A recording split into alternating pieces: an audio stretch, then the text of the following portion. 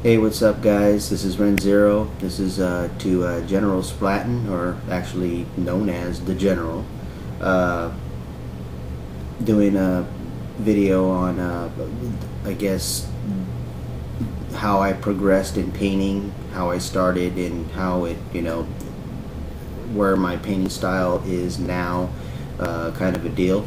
So this is for his painting competition. Thought I'd support my buddy. So I'm gonna have a bunch of models that, as I moved up, I luckily have a few models left from years ago. I moved a lot, so my dad was always, trying to find better houses for us as we moved up. We moved from like kind of like the ghetto to a semi-ghetto to a very nice neighborhood to an outstanding neighborhood. That was how the progression started, and then we ended up on a hill overlooking all of San Jose. It was his mountain fortress, I guess. And then he bought a house out in Lake Tahoe too, so some of his successes. But during those moves, I lost models, a lot of models. My very first original ones, disasters. They were awesome in my eyes. I thought they were beautiful. But let me show you some of the ones that I do have from about 20 years ago, 15 years ago, and 10 years ago, and then the models that I have now. Luckily I have some of or my original Tyranids, that I barely started painting 2 years ago, and you'll see the progression in them too. So this is Ren Zero. Let's get on with the models.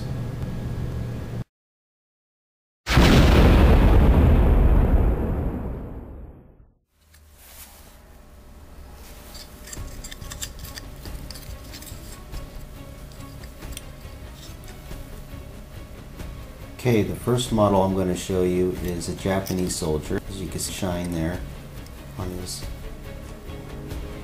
backpack. Not supposed to be. You can see the just a bland paint job.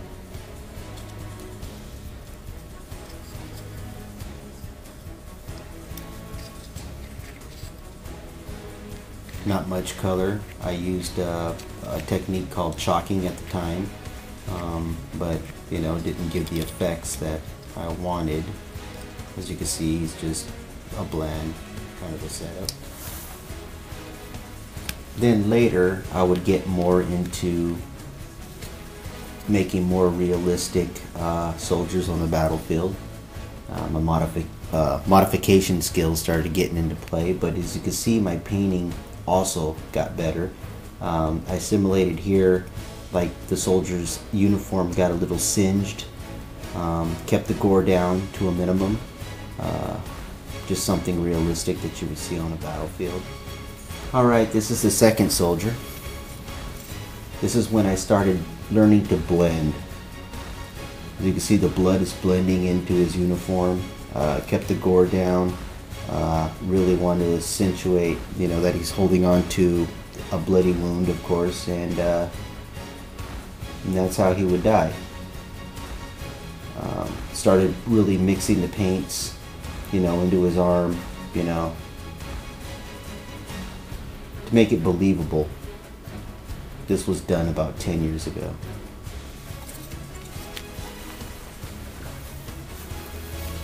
Okay, this is a Japanese sniper, again, 10 years ago or so. Painted this guy up. As you can see, that my painting skill got a little bit better. Started really looking at detail. You can see his watch down beneath. I started doing my research on a Japanese soldier, so I made this netting by hand.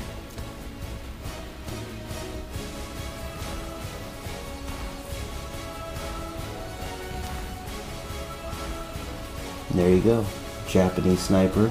As you can see, my painting skill is starting to,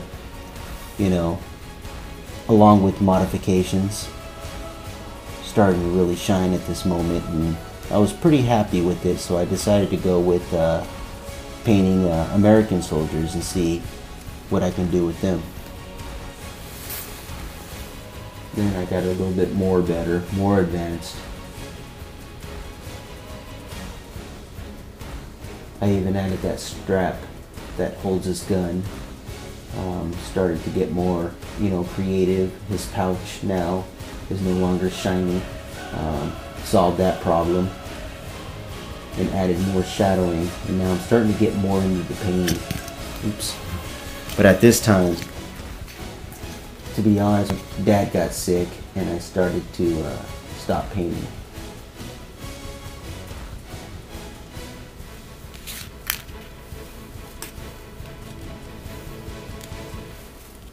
Then, as you can see, this Gene Stealer here was my first Gene Stealer I painted. As you can see, he's missing an arm. The arm is over there. I gotta paint or glue it back on. But this was my first Gene Stealer.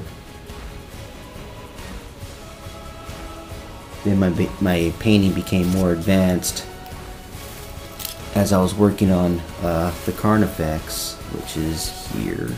Put his head back on.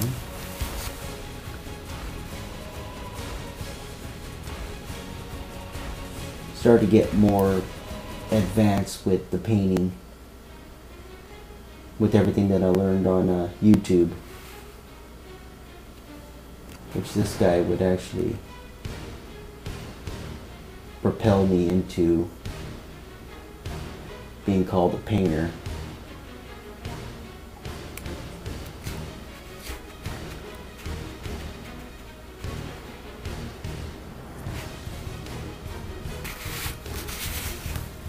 And then that would lead to my warriors, which I had to go on a smaller scale because the Carnifex is so dang large you can do a lot of details, but I had to simulate that on a smaller scale, which in later, let's see, where is it?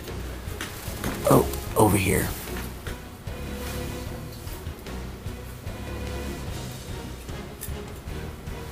Would lead to my gargoyles.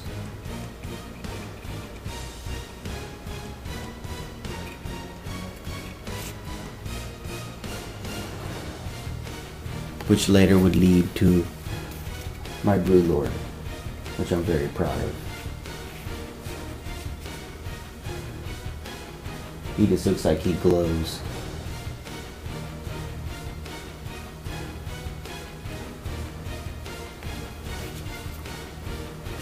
But yeah, from him to the first Japanese soldier I made, you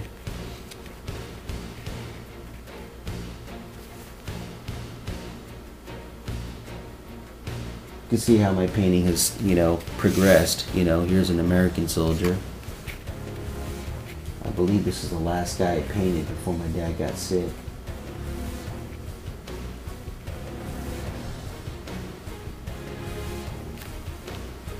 Just started learning better and faster techniques. Now with that in mind, what benefits you, and then later you get painting bases or terrain. This, you get better at painting. Which is basically a bunch of dry brush, a little bit of flock, and you can build a whole entire battlefield like this. And this is all from what you've learned. From all the painting, even though I don't paint too much, it gives you, a base to where you can do practically anything. Here's a Gene Stealer. Just put one of my gargoyles on there.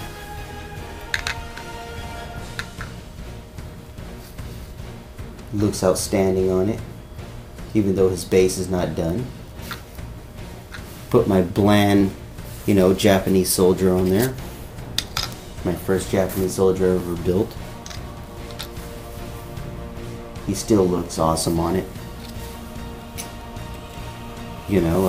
This is actually a base for my Zoanthropes. But I'll end it with this note.